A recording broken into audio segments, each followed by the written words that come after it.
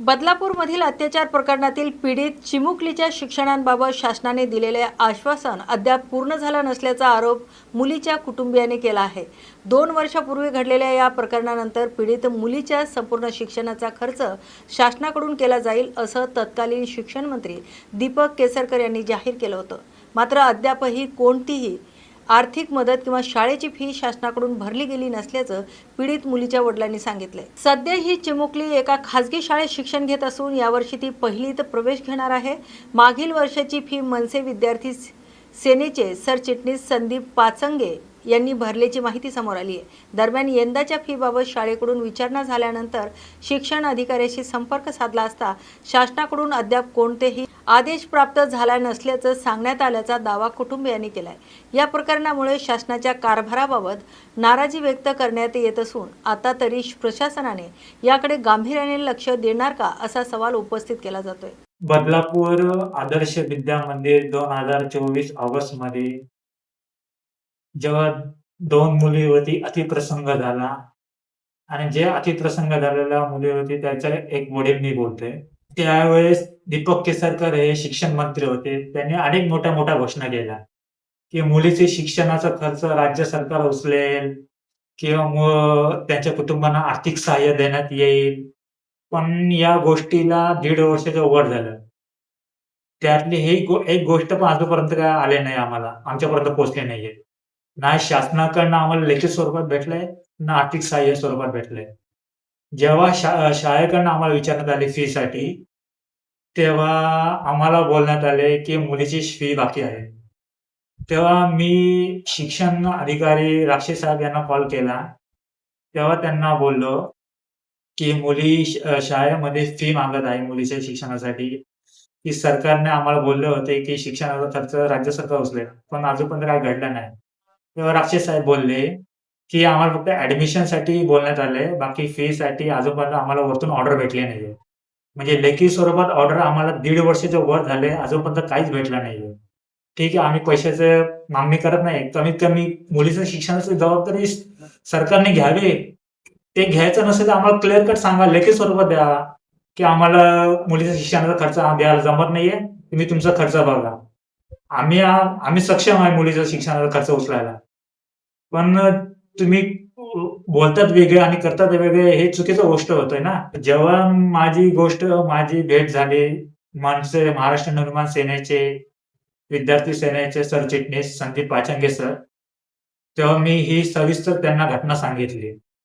तेव्हा त्यांनीही कुठल्याही गोष्टीचा पाठचा पुढचा विचार न करता माझ्या मुलीचं शिक्षणाचं पूर्ण वर्षाचं फी त्यांनी स्वतःच्या नावाने पैसे भरून त्यांनी शाळेमध्ये जमा केली आणि माझ्या मुलीचं शिक्षण सुव्यवस्थितपणे चांगल्या प्रकारे झालं।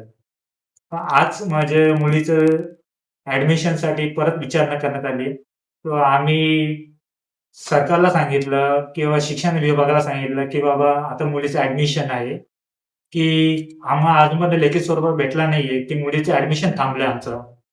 तर ते आम्हाला काय बोलण्यात आले, की ना वरतून अजून ऑर्डर भेटल्या नाहीये। म्हणजे अजून 3-4 वर्ष किंवा 10 वर्ष आम्हाला ऑर्डर भेटणार नाही। मग तोपर्यंत मुलीला असंच थांबून ठेवायचं का आम्ही? या प्रश्नाचं उत्तर द्या ना मला। नसेल जमत असेल तर तुम्ही क्लिअर कट सांगा आम्हाला, की आम्ही खर्च उचलू शकतो। पण आम्हाला लेखी स्वरूपात पाहिजेल। बाकी आम्हाला काहीच नकोय। नागपुरातून प्रेम प्रकरणातून अल्पवयीन तरुणाचा खून झाल्याची धक्कादायक घटना समोर आली आहे। कळमना पोलीस ठाण्याच्या हद्दीतील वाजपेयी नगर परिसरात ही घटना घडली असून आरोपी आणि मृतक दोघंही अल्पवयीन असल्याची माहिती पोलिसांनी दिली आहे। जोहान मुस्तफा शेख असं मृत तरुणाचं नाव आहे। तर प्राथमिक माहितीनुसार घटनेपूर्वी आरोपी आणि मृतक यांच्यात इंस्टाग्राम कॉलवर संवाद झाला होता। त्यानंतर दोघांनी वाजपेयी नगर परिसरात भेटण्याचं ठरवलंय। तर भेटीदरम्यान झालेल्या वादातून आरोपीने धारदार शस्त्राने जोहान शेख यांच्यावर हल्ला केला। या हल्ल्यात गंभीर जखमी झालेल्या जोहानचा मृत्यू झालाय। घटनेनंतर पोलिसांनी आरोपीकडून गुन्हा दाखल केला असून पुढील तपास सुरू आहे। या घटनेमुळे परिसरात खळबळ उडाली आहे। काल रात्री 10 ते 11:30 वाजता दरम्यान यातील मृतक जोरान मुस्तफा शेख वय 17 वर्ष याला त्याच्या इंस्टाग्रामवर एक कॉल आला। कॉल आल्यानंतर त्याला इंस्टाग्रामवरून कॉलवरून असं अधिक चौकशीनंतर असं कळलं की त्याला एका ठिकाणी बोलावलं बहुतेक ते दोघे एकमेकांना ओळखतात. त्यावरून हा जो मृतक आहे जोहरान हा त्या ठिकाणी गेला आणि ज्या इंस्टाग्राम आयडी वरून कॉल आला होता त्याचे आम्ही डिटेल्स काढलेले आहे. तो विधी संदर्शित बालकच आहे आणि त्याने त्या ठिकाणी घटनास्थळी वाजपेयी नगरमध्ये घटनास्थळी बोलावल्यानंतर त्या ठिकाणी त्याच्यावर धारदार शस्त्राने हल्ला करून त्याला गंभीर जखमी केले आणि जीवानिशी ठार मारले. बरोबर आतापर्यंत केलेल्या चौकशीत असं निष्पन्न होत आहे की हा जो मर्डर झालेला आहे हा प्रेम प्रकरणातून झालेला आहे. नाशिक जिल्ह्यात शेतकऱ्यांना झालेल्या कथित मारहाणीच्या घटनेवरून राजकीय वातावरण चांगलंच तापलंय.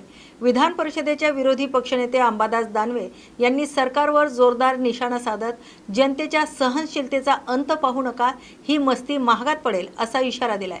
शेतकऱ्यांच्या प्रश्नावर प्रशासन आणि सरकार गंभीर नसल्याचा आरोप करत दानवे यांनी राज्यातील कायदा सुव्यवस्था आणि शेतकरी धोरणावरही टीका केली. आंदोलन करणाऱ्या शेतकऱ्यांवर बल प्रयोग किंवा मारहाण करणं हे अत्यंत दुर्दैवी असल्याचं त्यांनी म्हटलंय. दरम्यान या प्रकरणाची निष्पक्ष चौकशी करून संबंधितांवर कठोर कारवाई करावी अशी मागणी त्यांनी केली.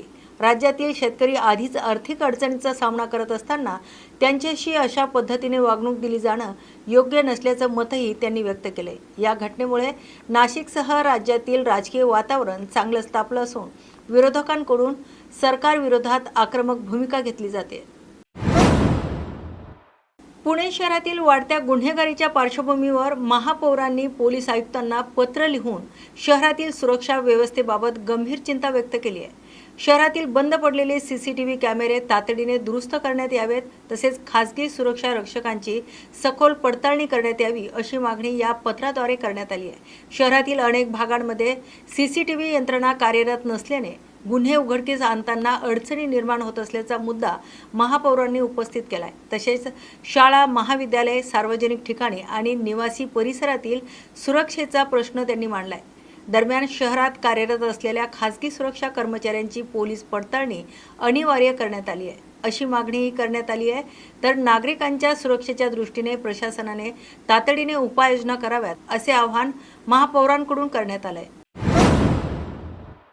हिंगोली जिल्ह्यात अवकाळी पाऊस आणि वादळी वाऱ्यामुळे हळद उत्पादक शेतकऱ्यांचं मोठं नुकसान झालंय. कृषी उत्पन्न बाजार समितीच्या आवारात विक्रीसाठी आणलेली हजारो क्विंटल हळद पावसात भिजल्याने शेतकरी हवालदिल झालेत.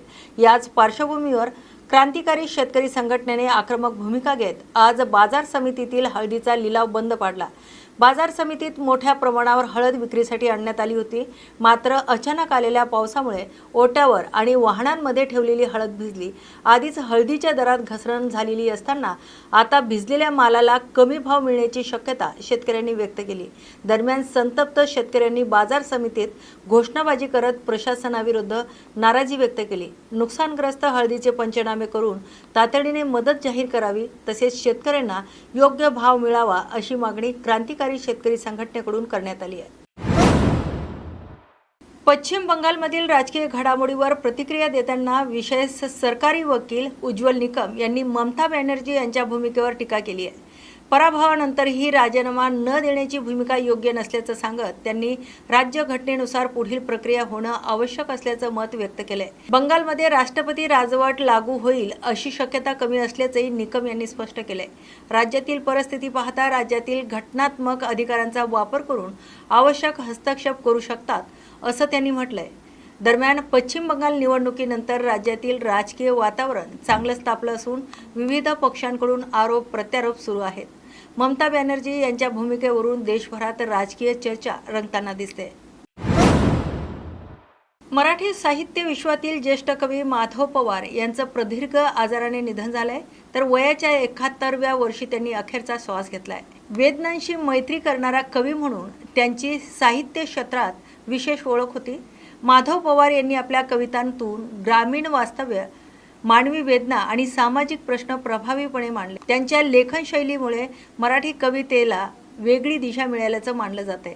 साहित्य क्षेत्रातील त्यांच्या योगदानामुळे त्यांनी वाचकांच्या मनात वेगळं स्थान निर्माण केलं होतं. त्यांच्या निधनाची बातमी समोर आल्यानंतर साहित्य, सांस्कृतिक आणि सामाजिक क्षेत्रातून शोक व्यक्त केला जातोय.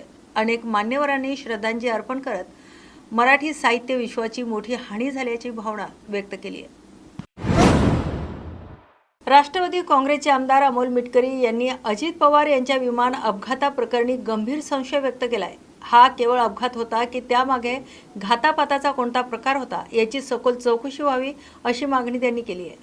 यासाठी मिटकरी यांनी पोलीस महासंचालक आणि SIT प्रमुखांची भेट घेत निवेदन दिल्याची माहिती समोर आली आहे. बारामती पोटनिवडणुकीच्या काळात काही संशयास्पद आणि अंधश्रद्धेशी संबंधित प्रकार घडल्याचा दावा करत त्यांनी अघोरी पूजा या मुद्द्यावरही लक्ष वेधले. जर हा अपघात असेल तर सत्य समोर यावं, पण त्यामागे काही वेगळं कारण असेल तर त्याचेही तपास झाले पाहिजेत. दरम्यान या प्रकरणात CBI चौकशीची मागणी करण्यात आली आहे. तर कॉल डिटेल्स आणि CCTV फुटेज तपासास महत्त्वाचे ठरू शकतात असं मिटकरी यांनी सांगितलंय. या वक्तव्यामुळे राज्याच्या राजकीय वर्तुळात नव्या चर्चांना सुरुवात झाली आहे. आजच्या ताज्या घडामोडी या विशेष बातमीपत्रात आपण येथेच थांबतोय. अशाच नव्या आणि ताज्या घडामोडीसाठी पाहत राहा न्यूज मराठी 24/7. नवा भारत, नवा विचार.